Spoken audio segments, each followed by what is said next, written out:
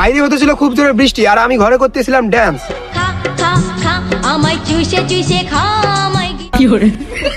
কিছুক্ষণ পর ভাবা শুরু করলাম কি করি, তারপর হঠাৎ করে মাথায় আইডিয়া চলে আসলো, চলো একটা ছবি আঁকা যাক। আর গাইস, আমি এত সুন্দর ছবি আঁকতে পারি, আমি কখনো অনেক কষ্ট করে আমি ছবিটা এঁকে নিলাম। এখন তোমরা দেখো, রেডি?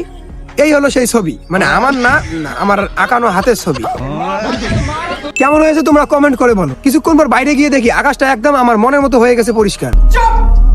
তারপর একটা বাইক নিয়ে বেরিয়ে পড়লাম একটা ভাইয়ের সঙ্গে আমি ঘুরতে। দেখতে বেরিয়েছিলাম যে বৃষ্টিতে কিরকম অবস্থা হয়েছে। অবস্থার তো দেখা পেলাম না, কিন্তু আমাদের ব্যবস্থা করার মতো মানুষের দেখা পেয়ে গেছি। মানে ভাই, সামনে পুলিশ আর আমাদের মাথায় কোনো হেলমেট নেই। তারপর আমি বার করলাম আমার 4 লেভেলের হেলমেট।